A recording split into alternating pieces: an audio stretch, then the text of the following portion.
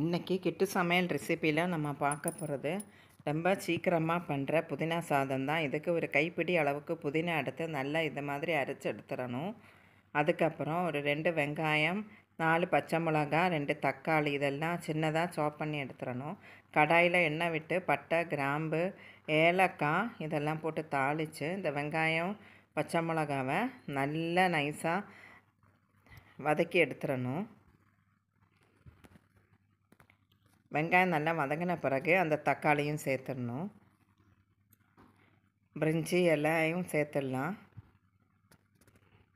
நான் இன்றைக்கி கொஞ்சமாக ஜாதிக்காய் ஒரு துண்டும் சேர்த்துருக்கேன். ஸோ இந்த வெங்காயம் நல்லா வதங்கட்டும். அதுக்குள்ளே தக்காளி நம்ம நறுக்கி எடுத்துடலாம். ஒரு கைப்பிடி அளவுக்கு கேஷ்யூவும் சேர்த்துருக்கேன். இப்போ ஒரு 2 ஸ்பூனுக்கு உப்பும் சேர்த்து இஞ்சி பூண்டு பேஸ்ட்டும் சேர்த்துட்டு தக்காளியும் சேர்த்துடலாம். சேர்த்து நல்லா வதக்கி கொடுக்கணும். இது நல்லா வதங்கணும். வதங்கின பிறகு அரிசி சேர்த்துக்கலாம். 2 கப்பு பாஸ்மதி ரைஸ் நான் ஒரு அரை மணி நேரம் நல்லா வாஷ் பண்ணி ஊற வச்சுட்டேன். 2 கப்பு அரிசிக்கு 3 கப்பு தண்ணி போதும். அதுக்கு மேலே விட்டால் குழஞ்சி போயிடும்.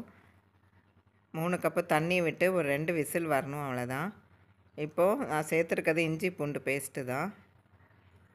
அதுக்கப்புறம் தக்காளியும் சேர்த்து நல்லா வதக்கி எடுக்கணும்.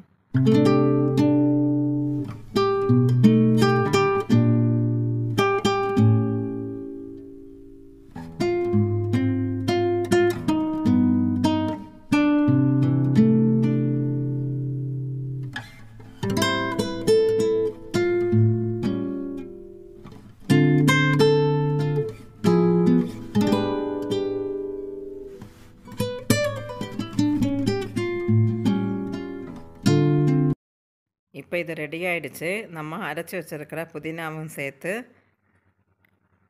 3 கப்பு தண்ணியும் அந்த அரிசியும் சேர்த்து குக்கரை மூடி ஒரு 2 விசிலுக்கு கொடுத்துடலாம். விசில் போன பிறகு எடுக்கும்போது நல்லா உதிரியான புதினா சாதம் ரெடியாக இருக்கும்.